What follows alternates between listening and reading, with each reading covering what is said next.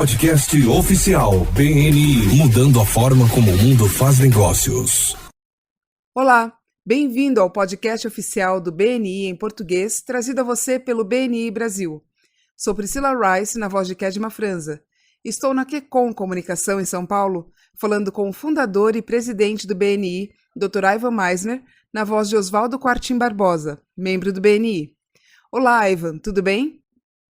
Ei, Priscila, tudo bem? Eu estou na Costa Rica para a conferência TLC, Transformational Leadership Conference. Também vou aproveitar para visitar a região por aqui. Pela primeira vez, eu estou bastante inspirado. Grande, Ivan. Estou muito animado de estar aqui. Quer dizer, ir a novos países pelo BNI é sempre fantástico. Sim, você tem que desenferrujar seu espanhol. Muito pouquito, muito pouquito. Eu não sou muito bom não, mas a minha esposa é muito fluente em espanhol. Então, eu só preciso levá-la comigo em todos os lugares, né? Aí fica fácil. Isso soa bem. Bom, Ivan, por que as regras, hein? Eu tenho respondido este mês algumas perguntas pelo meu Facebook. Aliás, pessoal que está me ouvindo agora no podcast, por favor, curtam a minha página. Me procurem lá, Ivan Misner. Infelizmente, eu não posso responder a todas pessoalmente, mas dentro do possível, eu tento. Bom, mas algo que me chamou a atenção, eu resolvi compartilhar aqui.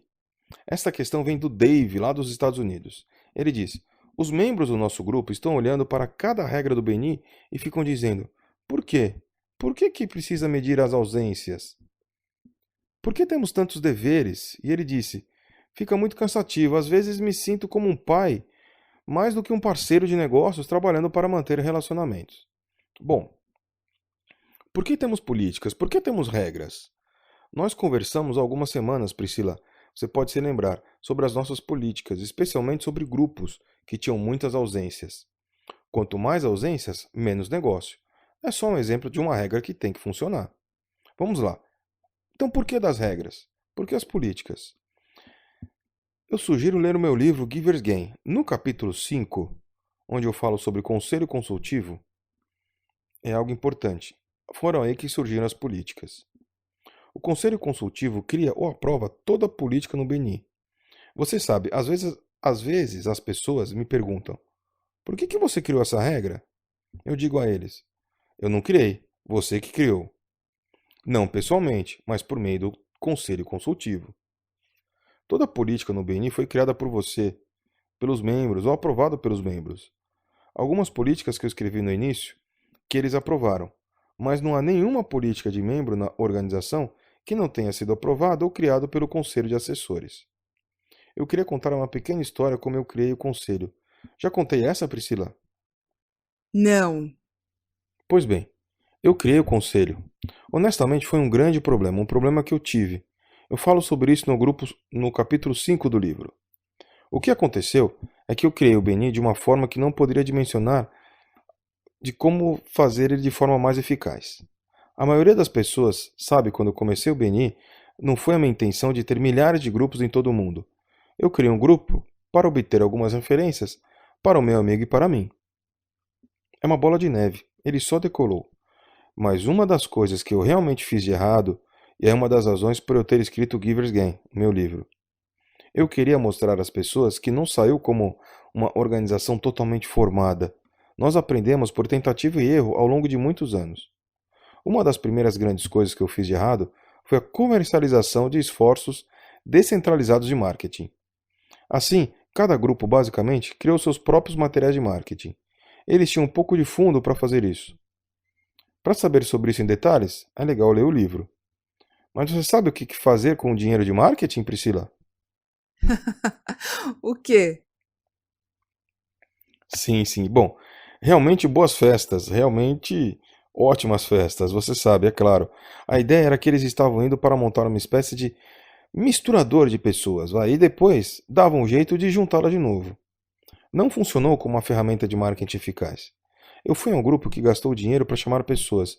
Isso era 1985. Eles gastavam cerca de $17 por visitante. Era muito. Eu vi que algo estava errado. E na semana seguinte, eu fui em outro grupo. Havia um advogado como presidente e ele me disse: você sabe o que, Ivan? A verdade é que eu sou um advogado. Isso não é algo que eu deveria estar fazendo. Você é o fundador. Você deve coordenar esse tipo de trabalho, não eu. Você sabe, Priscila, havia alguma verdade nisso, viu? E aí, o que realmente eu fiz? Eu saí e tomei uma linha de crédito hipotecário e mandei fazer vários materiais, folhetos, folhas de informações, cartões de visitante, um monte de material. Eu decidi juntar uma força-tarefa. Esta é a forma como o conselho de assessores surgiu. Eu coloquei uma força-tarefa para avaliar uma coisa, a questão do fundo de marketing. Eu tinha um grande número de membros neste conselho. Eu queria um representante de cada grupo. Nós conversamos sobre isso e todos nós concordamos que o caminho era centralizar as ações de marketing e os nossos esforços. Eu disse, isso é ótimo, mas se eu voltar para os grupos e dizer, você sabe que você não vai mais ter o seu fundo de marketing, eu não posso fazer isso, né? Aí eles disseram, você está absolutamente certo. Você não pode fazer isso. Bom, e o que eu faço? E aí o meu conselho me disse, não. Nós precisamos fazer isso. Aí eles voltaram para o grupo e nós concordamos que era uma ótima ideia. Afinal de contas, vocês representam o grupo aqui. Eu fiquei encantado com o compromisso dos membros de criar uma organização mais forte e unida. Houve dificuldades, claro, alguns membros não gostaram, mas era necessário e fizemos a transição. Foi nesse momento que eu cheguei à conclusão de que eu tinha que ter membros envolvidos para ajudar a tomar decisões sobre as políticas da organização. Isso aconteceu em 1986. Com qualquer um dos mesmos diretores? Alguns ficaram por 10, 15 anos, mas nenhum dos membros fundadores originais do Conselho Consultivo está hoje. Isso é muito tempo, aliás, não é? Bom, então é assim que o Conselho de Assessores surgiu. Agora, falando sobre regras, vamos falar sobre os porquês. Por que as pessoas não se preocupam com a forma de fazer nada até que elas entendam o porquê? Hóquei sobre gelo, por exemplo. Sem regras, seria boxe no gelo. O jogo não iria funcionar. O BNI sem regras, sem diretrizes, sem sistemas e processos, seria realmente um caos. Eu amo quando ouço algumas pessoas falando, outras redes independentes dizendo, nós somos o BNI sem regras. Os membros ficam loucos quando ouvem isso. Eu gosto, porque quase sempre falham. Um dos pontos fortes de uma rede é que a maioria dos membros são amigos, mas também um dos pontos fracos é que também a maioria dos membros são amigos. Os amigos não gostam de cobrar os amigos. Esta não é uma organização social, é uma organização empresarial. Se você quer ser bem-sucedido em uma organização empresarial, tem de haver regras e prestação de contas. Se tem de haver prestação de contas, em seguida, é necessário que haja alguns sistemas e regras.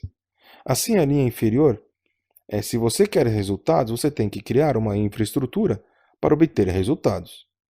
Senti por experiência que a melhor maneira de obter essa infraestrutura era ter políticas que os membros seguiriam.